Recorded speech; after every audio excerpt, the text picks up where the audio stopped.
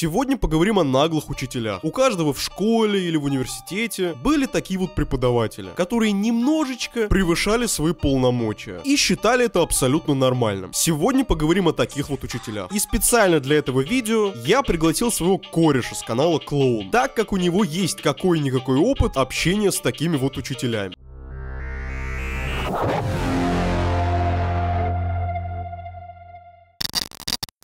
Совсем недавно появился канал, который раздает бесплатно подписку на всякие сервисы. Музыку ВКонтакте, то есть можно слушать без рекламы и на фоне. Кинопоиск, ОККО, ТНТ Премьер. И всем этим можно пользоваться абсолютно бесплатно. Всякие доставки еды, Алиэкспресс, Макдональдс со скидками под 70%. Канал по халяве будет открыт до 10 тысяч участников. Поэтому советую как можно быстрее подписаться и получать промокоды каждый день. Ссылка будет в описании. А все промокоды в закрепленном посте в канале в Телеграме. Так что пока канал не закрылся, успей забрать свою халяву. Как я сказал, сам этим пользуюсь, реально годная тема. Рекомендую.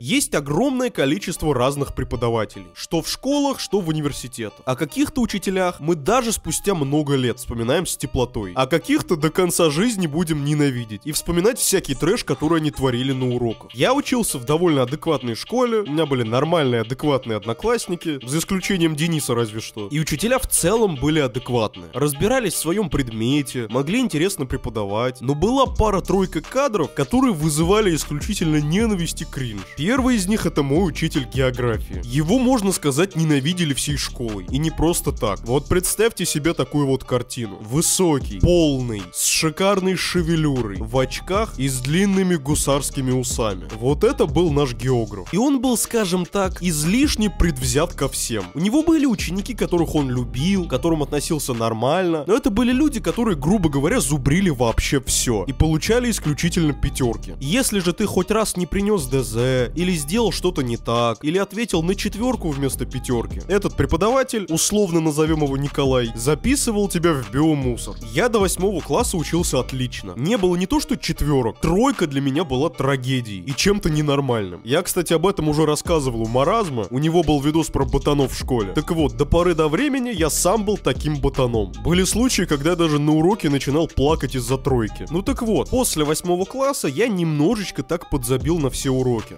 Стал заниматься спортом, заниматься как-то саморазвитием. В общем, по большей части двигался вне школы, а на уроке подзабил. И все учителя относились к этому с пониманием. Они знали, ну, ребята растут, у них меняются интересы, там вот девочки, спорт, какие-то новые увлечения появляются. Но наш географ никак не мог с этим смириться. Он буквально требовал, чтобы мы знали каждую реку на территории России, могли показать на нее пальцем, наизусть зубрили месторождения газа и нефти. Я без понятия, для чего нам это знать, но ему так было спокойнее. В общем, один раз в 10 классе он проверял у нас контурные карты. Мы там как раз таки заполняли месторождения полезных ископаемых. И меня он спрашивает: так, Максим, а ну-ка покажи, где у нас там Кузбасс? Я, естественно, не знал, где этот Кузбасс. За день до этого я тренировался, потом был на вписке, а вечером играл на гитаре, тренируя новую песню. И ни о какой географии я не думал. Нормальный препод сказал бы: ну не знаешь, так не знаешь. Кто может ответить? Все-таки ДЗ-то я сделал, но конкретно это я не запомнил. И этот географ Николай начинает давить до конца. Просто начинает отчитывать меня перед всем классом. А чем ты занимался? Я говорю: ну был на тренировке, потом с друзьями виделся. И он перед всем классом начинает со мной спорить. А что, тренировки для тебя важнее географии? А что, друзья важнее контурные карты? Я всегда был довольно эмоциональным человеком, поэтому открыто ему говорю: да, для меня друзья важнее вашей контурной карты. И вы бы видели его лицо. Он за полсекунды стал красный, как помидор. Лицо стало как-то кривиться от судорог и злости. И он на весь класс орет: вон отсюда, чтоб я тебя здесь больше не видел, выродок. Это просто из-за того, что я не знаю, где Кузбасс. Нормально, да? И так он относился ко всем. Если ты хоть чем-то ему не угодил, косо на него посмотрел, не ответил, он натурально тебя унижал перед всем классом. Но мы к этому относились спокойно. Можно сказать, даже угорали. И практически перед каждым уроком думали: думали, кто будет новой жертвой. А следующую историю расскажет клоун. Это мой хороший знакомый и вообще топовый чувак. Регулярно снимает разные классные видосы. И на неделе у него выйдет совместное видео со мной. Так что обязательно переходите по ссылочке, подписывайтесь и смотрите клоуна. Так вот, были ли у тебя какие-то случаи, какая-то жесть, когда ты учился в школе или может в университете? Хей-йоу, негодяй! С вами главный клоун российской медиасферы. Так как Слэш рассказывает вам про преподавателей в школах и вузах, я хочу вернуть вас на пару ступеней назад, в детский сад. Моя история с наглым воспитателем началась с того, что я накосячил. А если быть точным, то показал свою фасолинку девочке во время тихого часа. Проблема заключалась в том, что я работал охранником в этом детском саду. После этого меня, конечно же, уволили.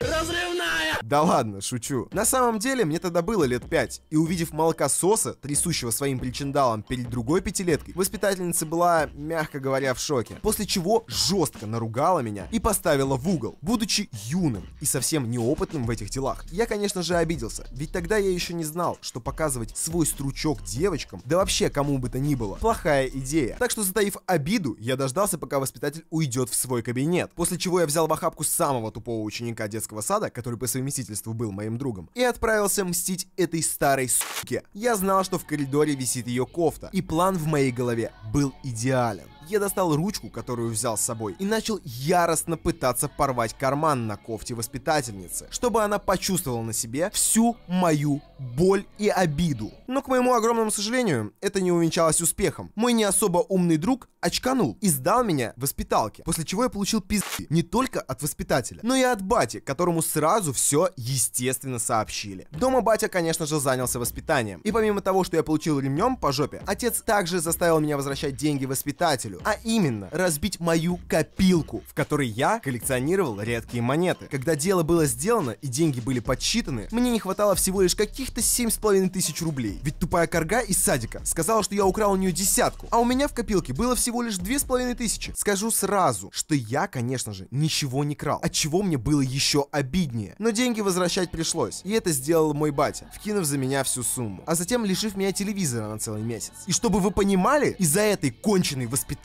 я пропустил целых 30 серий Спанч Боба. Ни за что, хочу напомнить. Видимо, ей платили настолько мало, что она не брезговала даже детей на бабки наебывать. Но это уже совсем другая история, о которой я вскоре расскажу на своем канале. Обязательно подпишись и нажми на колокольчик, чтобы не пропустить, ведь скоро там также выйдут другие не менее интересные истории и видео на злобу дня. А также я уже выложил коллаб со Слэшем, так что ты просто обязан перейти по ссылке в описании и услышать наше мнение о том, почему школа не нужна.